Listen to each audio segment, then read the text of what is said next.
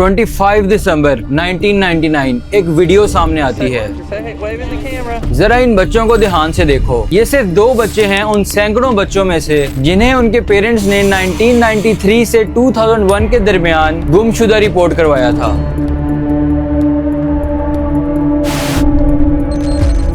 ये वीडियो ये भी दिखाती है कि ये बच्चे असल में रह कहाँ रहे थे। जॉर्जिया स्टेट के एक दूर दराज देहात में 400 एकड़ पर फैला हुआ ये कंपाउंड, जहां आम तौर पर किसी बाहर वाले इंसान को अंदर आने की इजाजत नहीं थी। फुटेज में बड़े बड़े पिरामिड्स, एक ऊंचा फिनिक्स और अजीबोगरीब मॉन्यूमेंट्स दिखाई देते हैं खेतों के बीच। अंदर सब लोग खुश नजर आ रहे हैं, कैमरे की तरफ हाथ हिला रहे हैं, लेकिन इन मुस्कुराहटों के पीछे ये लोग एक खौफनाक राज छुपा रहे हैं। जब लोकल पुलिस ऑफिसर्स ने गुमशुदा बच्चों की इन्वेस्टिगेशन करना चाही तो उन्हें गेट पर ही हथियार बंद आदमियों ने रोक दिया। अंदर असल में क्या हो रहा था ये कई साल तक सिर्फ राज रहा, जब तक जॉर्जिया भर के डॉक्टर्स को एक परेशान कर देने वाला पैटर्न नजर नहीं आया। कई हॉस्पिटल में इन कंपाउंड से आने वाली लड़कियां एडमिट हो रही थीं जो कि प्रेग्नेंट थीं, मगर सबसे हैरान कर देने वाली बात ये थी कि ज्यादातर बच्चियां 11 से 12 साल की थीं। तो FBI इसमें इन्वॉल्व हो गई, खामोशी से एक केस तैयार कर रही थी ताकि वहां पर रेड करके कैद सैकड़ों बच्चों को बचा सके। लेकिन उन्हें एक चीज रोक रही थी, वेको टेक्सास जैसी एक और ट्रेजेडी का डर। 23 फरवरी 1993 FBI ने एक ऐसी ही कल्ट रेड जिसमें दर्जनों लोग और बच्चे शामिल थे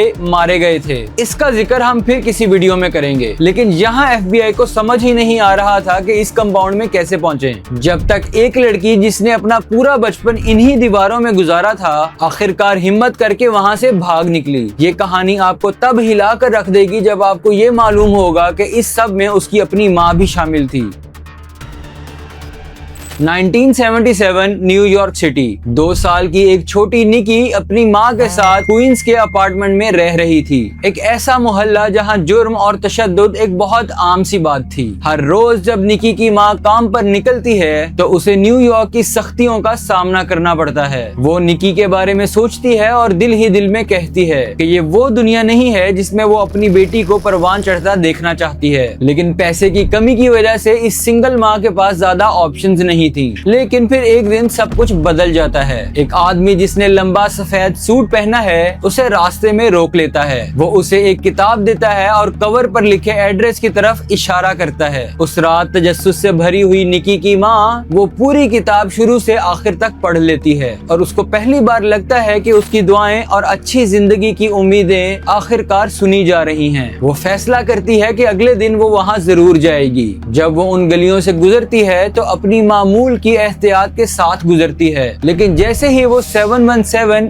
बुशविक एवेन्यू के करीब पहुंचती है उसके इर्द गिर्द की फिजा बदलना शुरू हो जाती है और उसे दूर से ही एक ऑर्केस्ट्रा के बजने की आवाज सुनाई देती है। अंदर जाते ही उसे बच्चे हंसते खेलते और आजाद घूमते नजर आते हैं। उसका सामना एक पूरी कम्युनिटी से होता है, एक ऐसी कम्युनिटी जो मुश्तरका जिद्दोजहद की बात करती है और साथ ही एक दूसरे को सहारा देती है। उस पहली ही मुलाकात के बाद एक नई रूटीन शुरू होती है। वो बाकायदगी से इन गैदरिंग्स में जाना शुरू करती है। आखिरकार उसे वो जगह मिलती है जो उसे घर जैसी महसूस होती है। साल गुजरने के साथ साथ उसे न्यूयॉर्क की गलियां कुछ महफूज लगना शुरू होती हैं और निकी की माँ को अपने खानदान के लिए एक मुमकिनात से भरा मुस्तकबिल दिखाई देने लगता है। जब निकी 7 साल की होती है तो तब तक वो अपनी माँ के अकीदे से वाकिफ हो चुकी होती है और पहली बार वो अपनी माँ के साथ एक सरमन यानी कि रिलीजियस इवेंट में जाती है। अपनी बेटी को बेफिक्री से अंदर दाखिल होते सुकून और खुशी से घिरे हुए देखकर उसकी माँ की आंखों में आंसू आ जाते हैं। इस महफूज कम्युनिटी के पीछे एक ही आदमी है जिसने ये सब कुछ मुमकिन बनाया,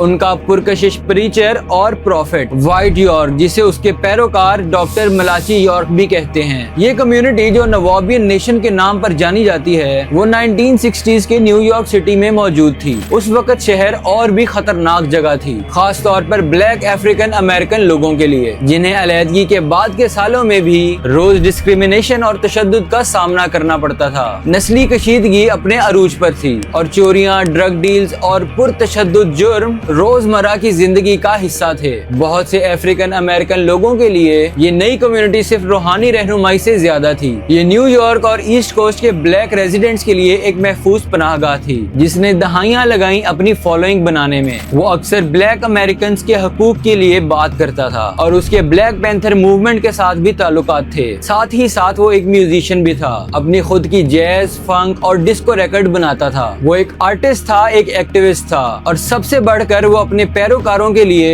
एक ऐसा रहनुमा जिस पर उन्हें मुकम्मल एतमाद था। उसका सेल्फ एम्पावरमेंट का पैगाम 1980s में और भी ज्यादा मजबूत हो गया। 1986 में निकी का खानदान एक बड़ा फैसला लेता है। सिर्फ 11 साल की उम्र में निकी अपने छोटे बहन भाइयों के साथ बुशविक कंपाउंड में रहने चली जाती है, जहां उन्हें सर छुपाने की जगह, हिफाजत और एक बेहतर मुस्तकबिल का वादा दिया जाता है। लेकिन उनकी नई जिंदगी के साथ नए कवानीन, नई रसूमात और एक बिल्कुल नया तरीका जिंदगी भी आता है। यॉर्क खास तौर पर निकी और उनके छोटे बहन भाइयों को पसंद करता है और वो यकीनी बनाता है कि उनको खाना मिले, अच्छे कपड़े मिले और वो मसरूफ रहें। वो उन पर खास तवज्जो देता है, उनका हालचाल पूछता है, गरम जोशी से मिलता है, हर एक्टिविटी में उन्हें शामिल करता है। छोटी निकी के लिए ये तवज्जो आरामदेह महसूस होती है, खास महसूस होती है। एक तरह से उसे एक बाप जैसा फिगर मिल जाता है, कोई जो महफूज भी लगता है और ताकतवर भी। कुछ ही अरसे बाद निकी की माँ यॉर्क की एक बीवी बन जाती है और इस तरह खुद ब खुद निकी यॉर्क की बेटी बन गई। वो उसे अपना बाप मानती है और उसकी रिस्पेक्ट करती है क्योंकि अब तक सब कुछ ऐसा ही था। व्हाइट यॉर्क नवाबियन नेशन का मरकज है, वो उनका रहनुमा है, वो उनका प्रोवाइडर है और उनका प्रॉफिट है। अब यॉर्क तो यॉर्क, लेकिन अब वो बाप भी बन गया, मगर जो आगे होने वाला था उसका किसी ने सोचा भी नहीं था। इस वक्त तक नवाबियन नेशन के 1000 से ज्यादा मेंबर्स हो चुके थे और बुशविक का कम्युनिटी सेंटर आहिस्ता आहिस्ता छोटा पड़ता जा रहा था।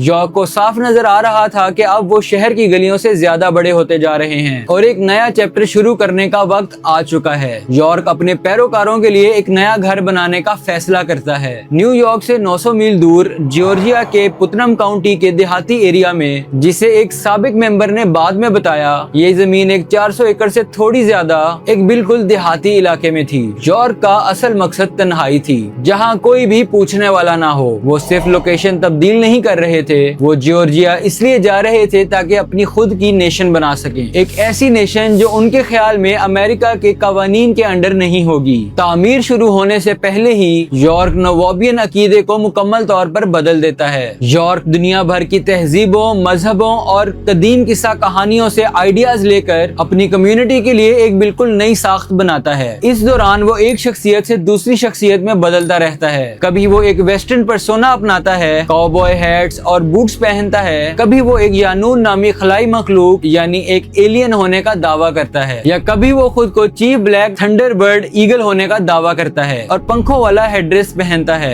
वो एक आइडेंटिटी से दूसरी आइडेंटिटी की तरफ बदलता रहता है, जब तक कि आखिरकार वो उसी आइडेंटिटी पर आकर टिकता है जो नई नवाबियन नेशन की बुनियाद बनेगी। यॉर्क अपने पैरोकारों को एक सरमन के लिए जमा करता है और उन्हें उनकी असल शनाख्त बताता है कि वो एक दूसरे सियारे यानी एक दूसरे प्लेनेट से आने वाले कदीम मिस्रियों यानी एंशिएंट इजिप्शियंस की औलाद हैं। उसके पैरोकार इस नई आइडेंटिटी को खुशी खुशी कबूल करते हैं और फौरन काम में लग जाते हैं। एक बड़ा फिनिक्स का सर उभरता है उस खेत में जो पहले वीरान था। आर्टिस्ट हायर किए जाते हैं, दीवारों पर म्यूरल्स बनाए जाते हैं और जल्द ही शानदार इमारतें और स्टैचूज जिनमें कई बड़े पिरामिड शामिल हैं बनना शुरू हो जाते हैं। व्हाइट और उसके पैरोकार इस कंपाउंड का नाम रखते हैं समारे, मगरिब का मिस्र यानी इजिप्ट ऑफ द वेस्ट। लेकिन आसपास के लोग इस कम्युनिटी को देखकर हैरान होते हैं, मगर कंपाउंड किसी को तकलीफ नहीं देता। जमीन साफ सुथरी रहती है, ना कोई शोर ना कोई मसला। देखने में अजीब जरूर है लेकिन ऊपर ऊपर से हार्मलेस है तो ठीक ही है, लेकिन हकीकत इससे कई ज्यादा खौफनाक थी। यॉर्क ने अपने फॉलोअर से एक और बात भी कही थी कि 5 मई 2003 को एक स्पेसशिप आएगा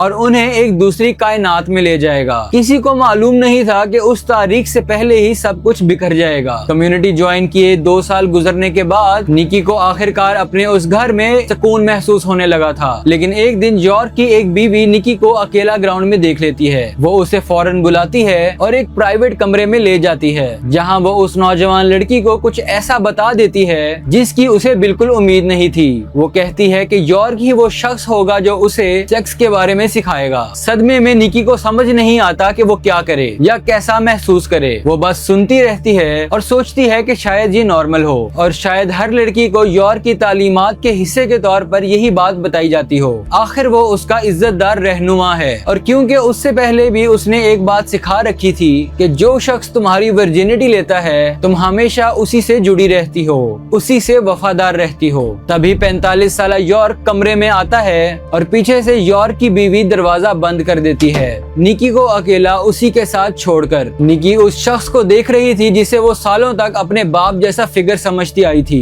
कुछ ठीक नहीं लगता और अचानक उसे एक खौफ महसूस होता है। उस लम्हे जो उसका यॉर्क पर एतमाद था वो मुकम्मल तौर पर टूट चुका होता है। निकी खामोश रहती है, सिर्फ खौफ की वजह से नहीं बल्कि हर वक्त उसकी निगरानी करती नजरों की वजह से, और इस वजह से भी कि रहनुमा की बेइज्जती ना हो। उसके पास किसी की तरफ रुजू करने के लिए कोई भी नहीं है। ऐसा महसूस होता है कि जाने की कोई जगह ही नहीं है। निकी खामोश रहती है और पूरी कम्युनिटी में सब नॉर्मल रहता है। लोग यॉर्क की तारीफ करते हैं, उसे पूजते हैं, लेकिन इस नकली पर्दे के पीछे क्या हो रहा है किसी को मालूम नहीं। निकी डर के साए में जीती रही। यॉर्क ने उस पर स्पेसिफिकली नजर रखवाना शुरू कर दी ताकि वो अपने लीडर की नाफरमानी ना कर सके। उसे अपनी माँ तक से कोई सहारा नहीं मिलता। जैसे जैसे निकी बड़ी होती रही उसे कुछ पैटर्न समझ में आने लगते हैं। वो चीजें जो पहले उसके साथ होती थी वो देखती है कि वो दूसरी छोटी बच्चियों के साथ भी हो रही हैं। सिर्फ खुद शिकार होना एक बात थी, लेकिन यही सब दूसरी मासूम बच्चियों के साथ होते देखना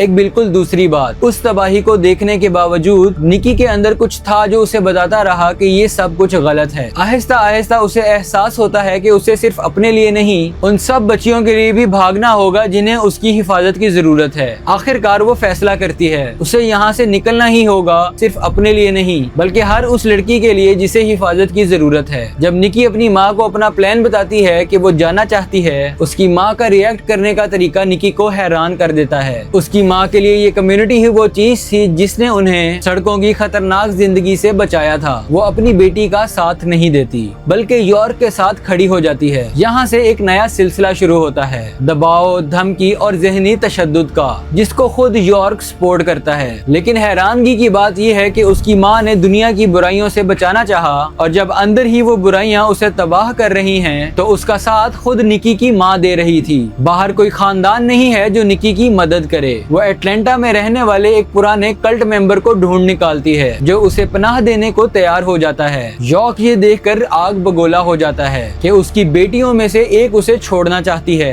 अपनी इज्जत बचाने के लिए यॉर्क एक अजीब फैसला करता है। यॉर्क कहता है कि वो निकी को निकाल रहा है, जबकि निकी असल में खुद जाने का फैसला कर चुकी थी। जिस दिन मैंने घर छोड़ा, निकी बाद में याद करती है, मैं डरी हुई थी, सुन थी। मुझे लगा ये होकर रहेगा। अगर मुझे मरना भी है तो कम से कम मैंने अपनी जिंदगी का वो फैसला खुद किया, क्योंकि उससे पहले तो मेरी कोई चॉइस नहीं थी। जो कहा जाता करना पड़ता था। उसे बस अब एक ही मकसद साफ नजर आता है। ब्रांच डेविडियंस नामी एक रिलीजियस ग्रुप के साथ FBI की लड़ाई हुई जो कि 51 डेज तक चली और उस लड़ाई का एक बेहद खौफनाक इख्तिताम हुआ। इस पूरी लड़ाई में 76 लोग मारे गए थे, जिसमें 25 बच्चे शामिल थे। ये एक सर्च वारंट से शुरू हुआ और अमेरिका की हिस्ट्री का एक सबसे दर्दनाक वाकया बन गया। अब जब यॉर्क जैसे आदमी के खिलाफ मूव करना था, अथॉरिटीज का सबसे बड़ा डर यही था कि ये दूसरा वैको केस ना बन जाए। खबर ये थी कि यॉर्क के पास हथियारों का जखीरा है। उसके गार्ड्स खुले आम गेट के सामने मार्च करते थे।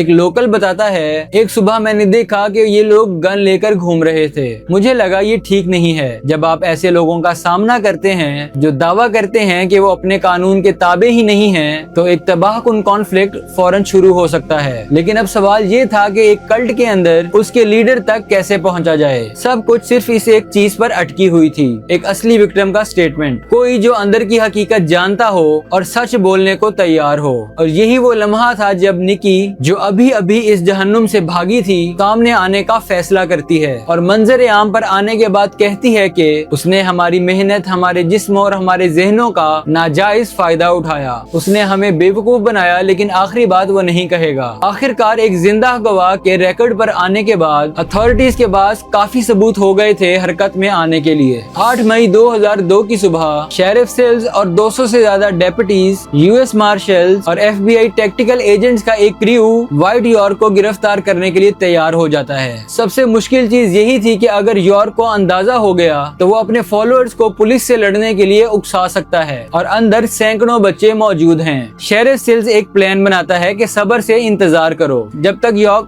खुद कंपाउंड से बाहर ना निकले, और यहाँ से शुरू होता है एक मुश्किल जंग का सफर। घंटे गुजर जाते हैं खामोशी में। आखिरकार तमारे का गेट खुलता है, एक काली गाड़ी निकलती है और फिर FBI एजेंट्स छुपके से उसका पीछा करते हैं। खबर आती है कि गाड़ी एक ग्रोसरी स्टोर के पार्किंग में रुकती है। स्वात और अरेस्ट टीम पहले से वहाँ मौजूद होते हैं, लेकिन मसला ये है कि ये नहीं पता कि इस गाड़ी में वाकई यॉर्क है या कोई और। गाड़ी का दरवाजा खुलता है और एक आदमी बाहर निकलता है और सर्वेलेंस टीम कंफर्म करती है ये व्हाइट यॉर्क ही है। फॉरेन एजेंट्स अनमार्क्ड गाड़ियों से निकलकर उसे घेर लेते हैं। यॉर्क के पास भागने की कोई जगह नहीं थी, क्योंकि ये सब कुछ इतनी खामोशी से हुआ कि उसे दूर दूर तक कोई खबर नहीं थी कि उसके साथ क्या होने वाला है। गिरफ्तारी मुकम्मल होती है और शेरिफ सेल्स अपना मिशन पूरा करता है। वो दर्जनों लोकल और फेडरल ऑफिसर्स के साथ तमारे के अंदर दाखिल होता है, लेकिन पूरी एहतियात के साथ। सैकड़ों मासूम बच्चे और उनके खानदान अंदर रहते हैं। पूरी तैयारी के बावजूद भी कोई रेजिस्टेंस नहीं होती। टीम बिना किसी जंग के अंदर दाखिल होती है और बिना किसी लड़ाई और तशद्दुद के रेड मुकम्मल हो जाती है। साल हर साल का खौफ, सिक्रेसी और जुल्म तमारे के साथ ही खामोश हो जाता है। यॉर्क को कस्टडी में ले लिया जाता है और नवाबियन कंपाउंड बिखर जाता है। अगले 2 सालों तक अथॉरिटीज ज्यादा गवाह, एक्सपर्ट टेस्टिमनी और सबूत जमा करते रहते हैं। यॉर्क ट्रायल से बचने की हर कोशिश करता है, क्योंकि अगर केस अदालत तक चला गया तो उसके सारे राज दुनिया के सामने आ जाएंगे।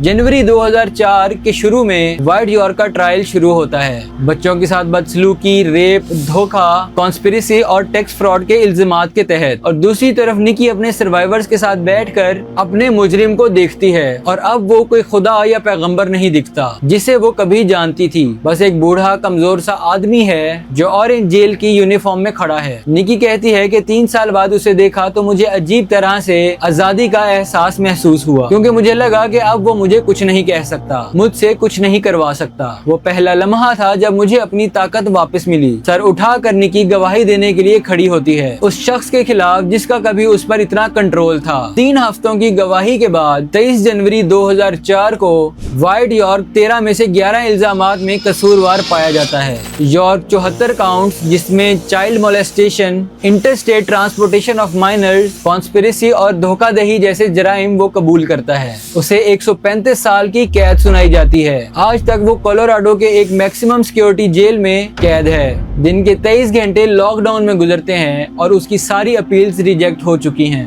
वहाँ से वो कभी नहीं निकल पाएगा। और 5 मई 2003 को कोई स्पेसशिप भी नहीं आया जो कि उसे ले जा सके। हैरत तो ये है कि लोग कैसे यकीन कर लेते हैं ऐसे लोगों पर। खैर, यॉर्क की सजा के बाद निकी साउथ फ्लोरिडा मूव करती है, एक नई जिंदगी की तरफ। वो अपनी GED मुकम्मल करती है और एक आर्टिस्ट के तौर पर अपना पैशन ढूंढ लेती है। 2015 में वो व्हाट्स योर एलिफेंट नामी एक ऑर्गेनाइजेशन स्टार्ट करती है जो आर्ट के तौर पर सोशल नॉर्म्स को चैलेंज करती है और लोगों को उनकी अपनी कहानी सुनाने का मौका देती है। अपनी हिम्मत के लिए निकी को Louis E. Peters memorial services award से नवाजा जाता है, जो कि अमेरिका का सबसे बड़ा सिविल ह्यूमैनिटेरियन अवार्ड है। पिछले 20 सालों से निकी अपनी कम्युनिटी के साथ खड़ी है, उन्हें सहारा दे रही है जो अपनी आवाज ढूंढ रहे हैं। निकी कहती है कि यॉर्क ने हमें बेवकूफ बनाया और उसे कभी हमारी फिक्र नहीं थी, और अब जब वो जेल में है तो वो उसी तरह की जिंदगी गुजार रहा है जिस तरह उसने हमें मजबूर किया था बिना आजादी के।